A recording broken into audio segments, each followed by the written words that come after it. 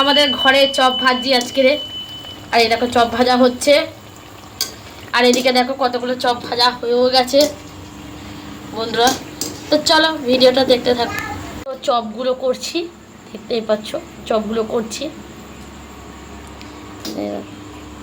বসে বসে করছি।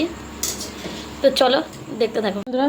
আমি একটা নাড়ু নিয়ে নিয়েছি, নাড়ুটা নিয়ে এই দেখো এমন করে চাপ দিতে হয়, চাপ দিলে দেখো গোল শেপ হয়ে যাচ্ছে, দেখতেই পাচ্ছ।